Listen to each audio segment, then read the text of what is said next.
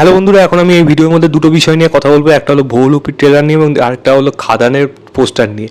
তো প্রথমে যদি আমি বহুরূপী ট্রেলারের কথা বলি, এই ট্রেলারটা কিন্তু ব্যাপক হয়েছে এবং এক কথা বলতে গেলে পুজোতে আবার কিন্তু টপ পজিশনে চলে গেল বহুরূপী। এই ট্রেলারটা ওদের যে জিনিসটা দেখানো হচ্ছে, এটা মাত্র শুধুমাত্র কিন্তু একটা মানে চুরি করা হবে, ব্যাংক ডাকাতি হবে তা নিয়ে লড়াই না। এটা কিন্তু একটা সাধারণ মানুষের লড়াই, যেটা একটা ভিজিলেন্টি সিনেমাতে হয়ে থাকে। বা রিসেন্ট টাইমে যদি সবথেকে বড় হিট সিনেমা বলি তাহলে জওয়ানে যে ধরনের গল্প ছিল, সাধারণ মানুষের লড়াইগুলো উঠে এসেছিল সিস্টেমের বিরুদ্ধে। এখানেও কিন্তু সেরকমই একটা ঘটনা দেখাচ্ছে যে এখানে ব্যাংক ডাকাতি করা হচ্ছে, কিন্তু সেই ব্যাংক ডাকাতির যে মানে মানে এফেক্টটা সেটা কিন্তু সাধারণ মানুষের মধ্যে পড়ছে। ইভেন এমন একজন হচ্ছে যে ব্যাংক ম্যানেজারও বলছে যে আমিও ব্যাংক ডাকাতি করবো। তো বুঝতে পারছেন কোন লেভেলে চলে গেছে সেটা সাধারণ মানুষের লড়াইটা।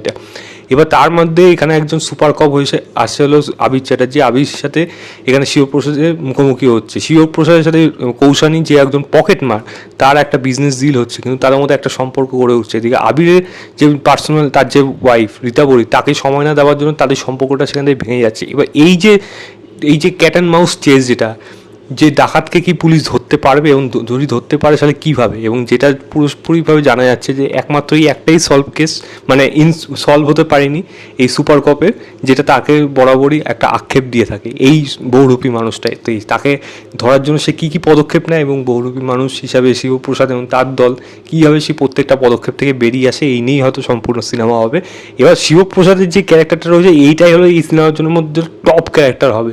অ্যাকশন, ব্যাকগ্রাউন্ড মিউজিক যেরকম ডিজাইন করা হয়েছে, এটা কিন্তু পুরোপুরি টপ নচ হয়েছে। এইটুকু পরিষ্কার বলে দিতে পারি, এই সিনেমাটা কিন্তু পুজোর সেরা সিনেমা হতে চলেছে এইটুকু, আর আলাদা করে কিছু বলতে হবে না। এটা পুরোপুরি টপে রয়েছে।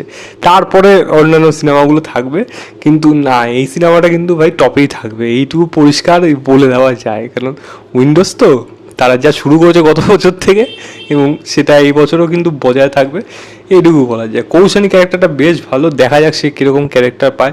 এবং ব্যাকগ্রাউন্ড মিউজিক যেটা বললাম সে কিন্তু বেশ ভালো হয়েছে। পঞ্চক্রবর্তীর কাজ এখানে ভালো, মিউজিকের কাজ এখানে ভালো, এবং ট্রেলার যেরকমভাবে ডিজাইন করা হয়েছে, এডিট করা হয়েছে, সেগুলোও কিন্তু বেশ ভালো।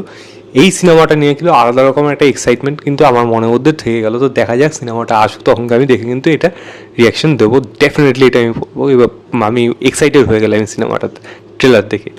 দ্বিতীয় যদি কথা বলি তাহলে আমি খাদানের কথা বলবো। খাদানের নতুন একটা পোস্টার এসেছে, এই পোস্টারটা বস দেব গুরু, তুমি বস সেটা এবারে সেই জায়গায় সেই লেভেলে একটা ওই ব্যাপার হয়ে গেছে। তো নেক্সট লেভেলের ব্যাপার, তো সেখানে কিন্তু ব্যাপক লাগছে, হাতে লাগা ব্লাড শেডে রয়েছে, নতুন একটা লুকসে, মাচো লুকসে, এবং সেখানে একটা এটা পরিষ্কার কথা, এটা ছেলে ক্যারেক্টারটা, এবং যার ব্যাপারে এতদিন ধরে আমরা কিছুই জানতাম না, সেই ক্যারেক্টারটা এই ক্যারেক্টারটা হয়েছে। এবং এই ক্যারেক্টারটার মধ্যে যে রুথলেস, তার মধ্যে লড়াই, তার যে বাবার হয়ে যে প্রতিশোধটা নেওয়া প্রত্যেকটা মানুষের, তার যে মানে লক্ষণ, সেটা শরীরের মধ্যে লেগে রয়েছে, রক্তের দাগগুলো, সেটা কিন্তু পরিষ্কার বোঝা যাচ্ছে। এবার দেখা যাক এই সিনেমাটা কীরকম হয়, আলাদা লেভেলে কিন্তু এক্সাইটমেন্ট লেভেল থেকে যাবে।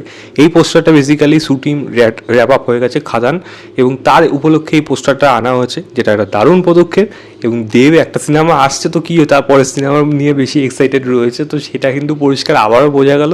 এবং এই পোস্টারটা কিন্তু টপ হয়েছে বস, হেভি হয়েছে, মানে একেবারে সলিড। মানে মানে এটা বলা যায় একটা বাংলা সিনেমার একটা যেন আলাদা ঘরানা, একটা নতুন স্টাইল যেন উঠে আসলো, যেখানে রুথলেস ব্যাপার থাকবে, অ্যাকশন, ব্লাড শেড ভর্তি থাকবে। তো আমি কিন্তু খুব এক্সাইটেড।